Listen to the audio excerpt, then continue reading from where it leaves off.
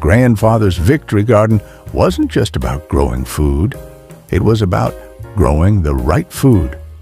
Because, believe it or not, there are 20 crops that once filled American dinner tables, but are now completely banned from your backyard. Some will shock you. Others might already be growing in your neighbor's yard without them even knowing it.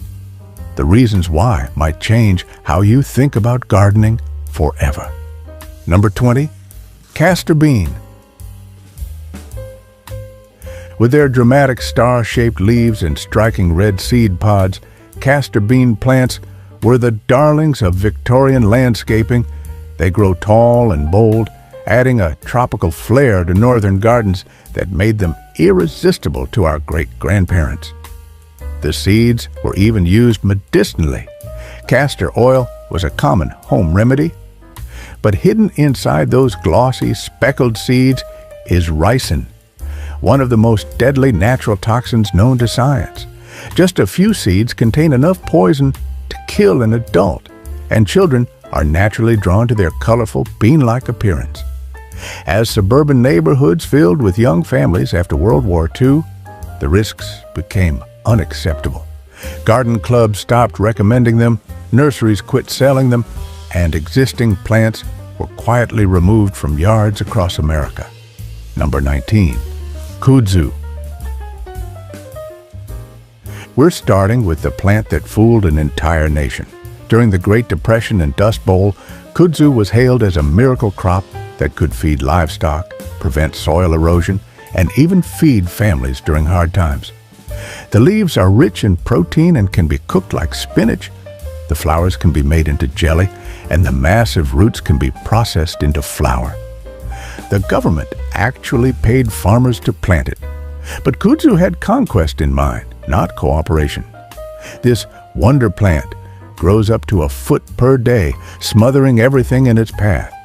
Trees, buildings, power lines, and entire landscapes. It now covers over 7 million acres across the South and continues spreading at a rate of 150,000 acres per year. The economic damage runs into billions of dollars annually. Kudzu represents the ultimate cautionary tale about introducing foreign species, no matter how beneficial they seem. Number 18, giant hogweed. Giant hogweed commands attention with its massive size. Towering stalks reaching 15 feet tall, topped with enormous white flower heads that can span 2 feet across. It looks like something from a fairy tale, and Victorian gardeners actually imported it as an ornamental showpiece. Some adventurous souls even tried eating the thick stems, which can be prepared similar to rhubarb in parts of Europe. But this plant harbors a sinister secret in its sap. When that sap touches skin and is exposed to sunlight, it causes severe burns, blistering, and permanent scarring. Children playing near giant hogweed have ended up hospitalized with injuries that look like third-degree burns. By the 1970s, authorities declared it a public menace, and today it's illegal to plant, sell, or transport in most states. Number 17, opium poppies.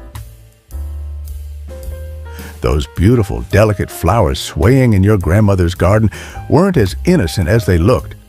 Opium poppies produce some of the most stunning blooms you'll ever see. Soft petals in shades of pink, white, and deep purple that would make any gardener proud. The seeds were even sprinkled on bread and used in baking for generations.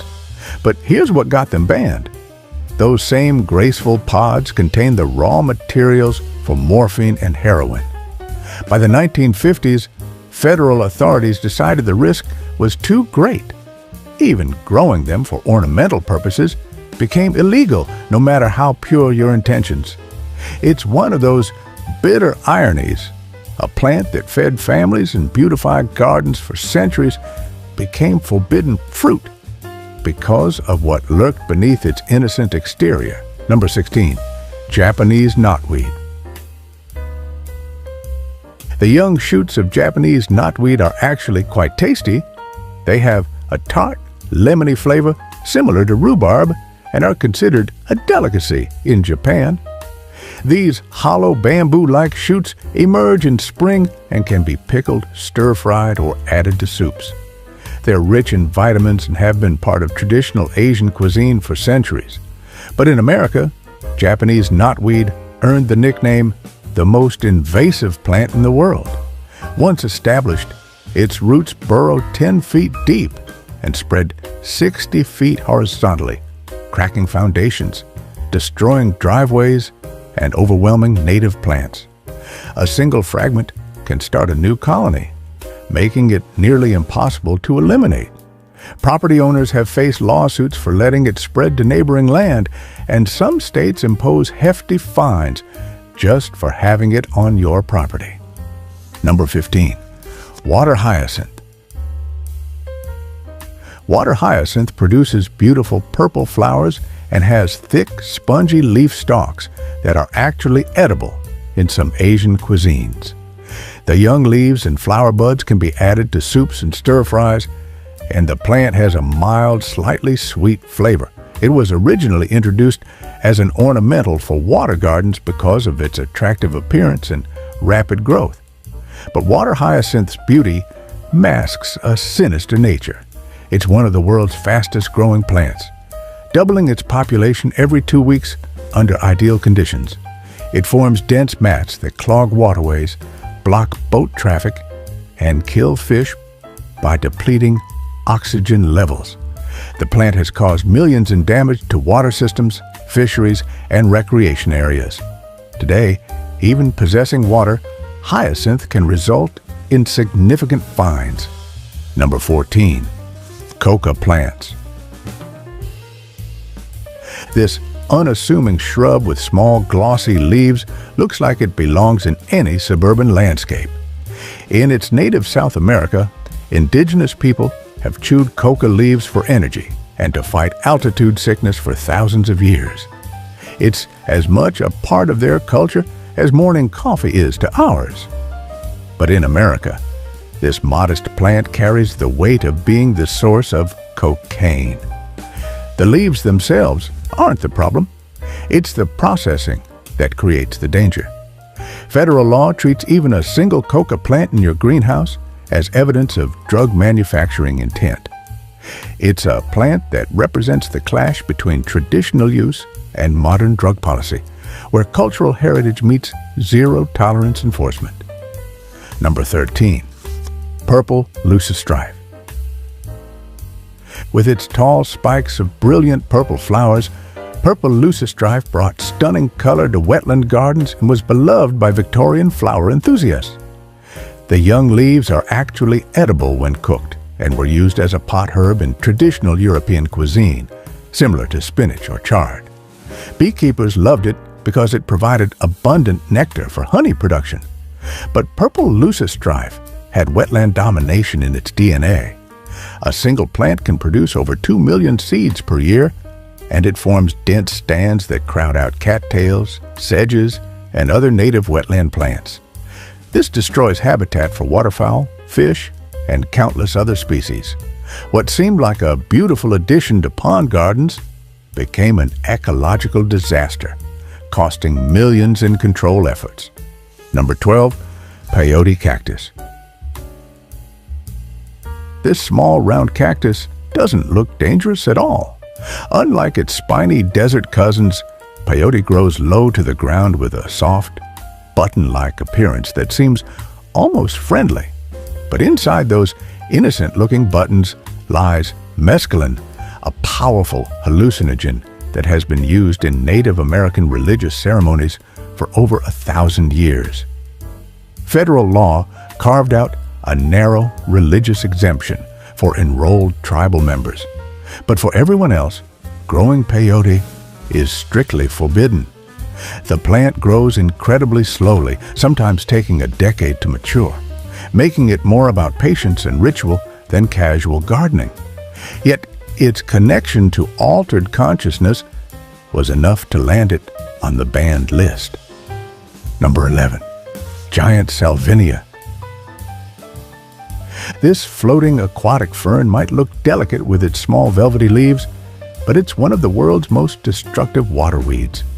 In some cultures, The young fronds are harvested and eaten as an aquatic vegetable, prepared similar to other leafy greens. It seems innocent enough, just a pretty plant floating on pond surfaces, but giant salvinia doubles its biomass every few days under ideal conditions, quickly forming thick mats that completely cover water surfaces. These mats block sunlight, deplete oxygen, and kill everything underneath, turning vibrant lakes and rivers into biological deserts. It has no natural predators in North America, making it virtually unstoppable once established. Even possessing giant salvinia can result in hefty fines in most states. Number 10, Tree of Heaven. Don't let the heavenly name fool you. This fast-growing tree was once welcomed in American cities for its ability to thrive in poor soil and provide quick shade. In some traditional medicines, parts of the tree were used for various ailments. But Tree of Heaven lives up to its aggressive reputation. It spreads through root suckers and wind-dispersed seeds, forming dense colonies that crowd out native trees. The roots release chemicals that inhibit other plants, and they're strong enough to crack sidewalks and damage building foundations. Worse yet, Tree of Heaven serves as the preferred host for the spotted lanternfly, an invasive pest that's devastating fruit crops and forests across the eastern United States. Many states now require immediate removal and reporting of any Tree of Heaven sightings. Number 9, Autumn Olive. The small speckled red berries of autumn olive are not only edible, but surprisingly nutritious, containing more lycopene than tomatoes and high levels of vitamins and antioxidants. They have a tart, astringent flavor that makes excellent jams, jellies, and sauces. Government agencies actually promoted autumn olive in the 1950s and 60s as wildlife food and for erosion control. Hunters loved it because it attracted game birds. But this beneficial plant had other plans. Autumn olive spreads like wildfire, with birds carrying its seeds far and wide. It forms dense thickets that crowd out native plants and alter soil chemistry. What was once planted for conservation became an invasive nightmare, requiring expensive control efforts. It's now banned in many states, a reminder that even good intentions can go terribly wrong. Number 8, Water Spinach, Kangkong. This leafy green with hollow stems and arrow-shaped leaves is a staple in Southeast Asian kitchens. Water spinach grows incredibly fast and can be harvested continuously. Just cut the stems and they regrow within days. It's packed with nutrients and has a mild, pleasant flavor that works perfectly in stir-fries, soups, and curries. Sounds like the perfect garden crop, right? Wrong. Water spinach is banned in most states because it spreads like wildfire through waterways, clogging irrigation systems and crowding out native aquatic plants. Even a small stem fragment can start a new colony. It's so aggressive that some states classify even possessing the seeds as a criminal offense. Sometimes, the most productive plants are the most dangerous.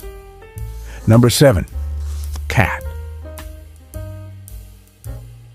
Picture a neat, fast-growing shrub that could easily pass for a decorative hedge in any American suburb.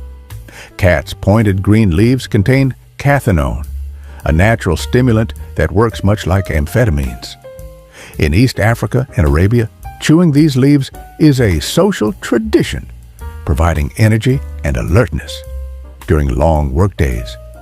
But American lawmakers saw a different story: addiction potential, heart problems, and mental health risks. The Controlled Substances Act placed khat in the same category as dangerous drugs, making cultivation a federal crime. It's another example of how a plant that's perfectly legal and culturally significant in one part of the world becomes contraband when it crosses our borders. Number 6, Multiflora Rose.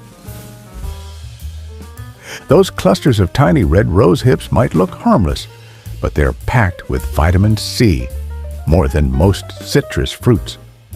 During World War II, when oranges were scarce, rose hips were actually promoted as a vitamin supplement. Multiflora rose was planted extensively as living fences for livestock and wildlife cover. The thorny canes seemed perfect for keeping cattle contained while providing food for birds. But multiflora rose had conquest on its mind. It forms impenetrable thickets with canes growing 15 feet long, creating barriers that are impossible for humans or large animals to penetrate. It crowds out native plants and provides poor habitat compared to indigenous alternatives. Today, it's banned in most states, and property owners spend thousands trying to eliminate what their grandparents planted with pride. Number 5. Hydrilla. This underwater plant with delicate whorled leaves was once sold in aquarium stores and used in water gardens for its attractive appearance.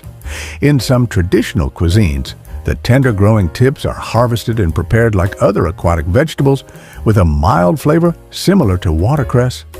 It seemed like the perfect aquatic plant, attractive, fast-growing, and providing oxygen to water.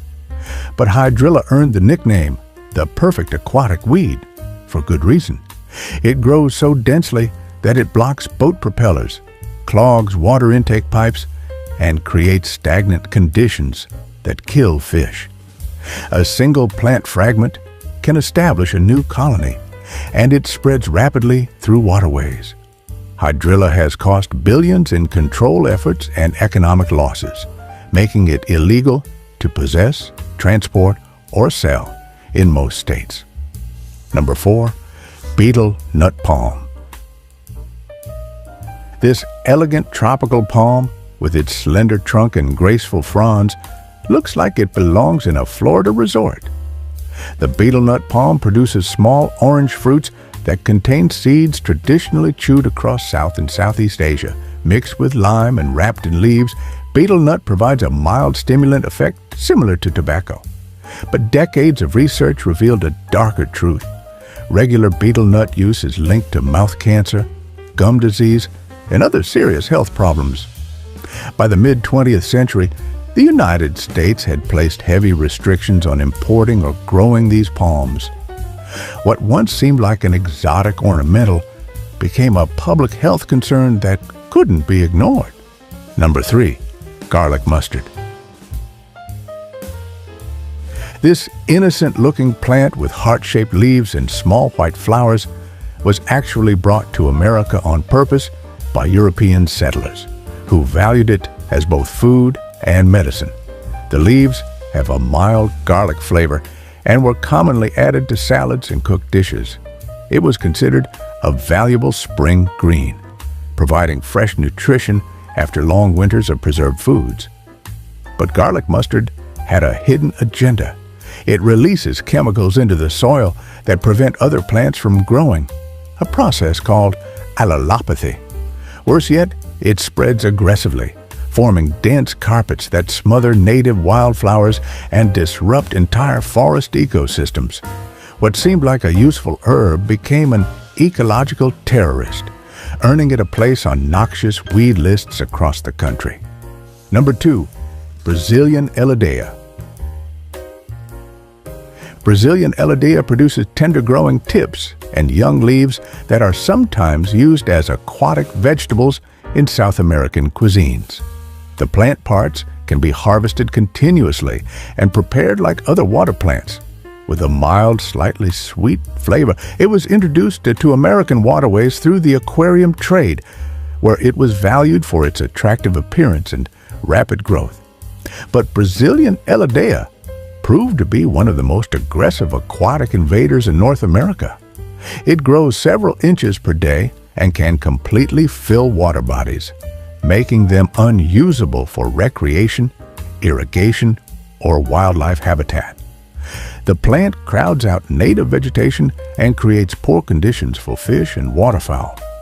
Even tiny fragments can establish new infestations,